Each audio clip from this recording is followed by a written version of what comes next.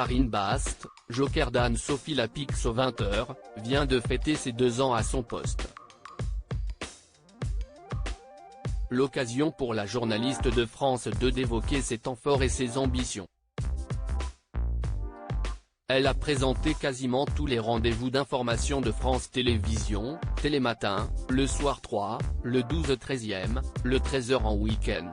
Depuis ce lundi 19 décembre, on retrouve Karine Bast dans le fauteuil du 20h de France 2. Celle qui est du genre à sourire du matin au soir prend ainsi la place d'Anne-Sophie Lapix jusqu'à la fin de l'année. Elle prend le temps de s'entretenir avec Télé Loisirs sur ses relations avec sa titulaire, ses combats personnels et ses envies professionnelles. Je rentre dans les chaussons d'Anne-Sophie Lapix Télé Loisirs, quel bilan tirez-vous de l'année écoulée ?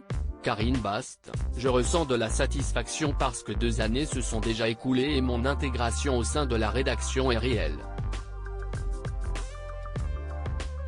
Depuis mon arrivée, je me répète, quelle chance tu as. Quel est votre souvenir le plus marquant ? Au lendemain de l'invasion de l'Ukraine, j'étais à l'antenne. Cela ne repose pas sur nos épaules mais on a la charge de l'annoncer. Ce sont des moments marquants parce que ces dates vont rester dans l'histoire et j'étais à l'antenne pour celle-ci. Mais il y a aussi des souvenirs plus légers comme lorsque j'ai reçu les médaillés olympiques après les Jeux. C'était très plaisant. Quelle est la patte Karine Bast ? Je parle comme dans la vie de tous les jours de façon à vulgariser l'info. Ceci dit, je suis joker.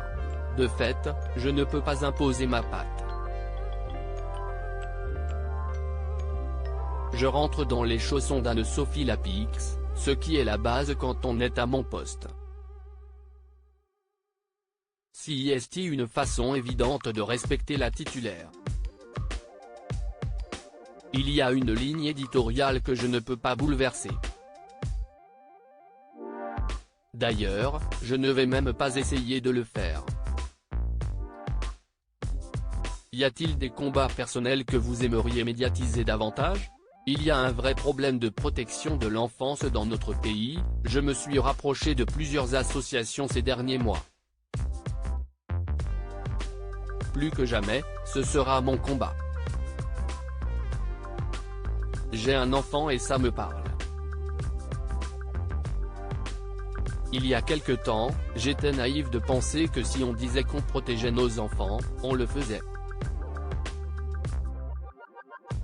Je compte prendre le temps de regarder derrière le rideau et de faire un vrai combat. J'ai un côté caméléon, je peux travailler sur tout type d'émission. Quelles sont vos relations avec Anne-Sophie Lapix ? On s'entend extrêmement bien et on échange beaucoup par SMS.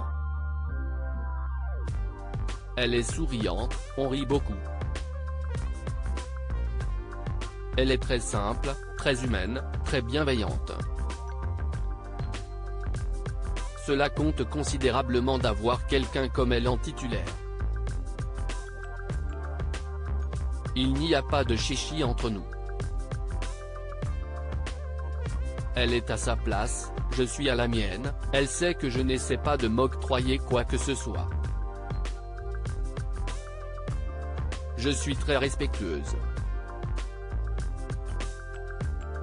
Pourriez-vous animer un rendez-vous moins formel que le JT, voire changer de carrière ?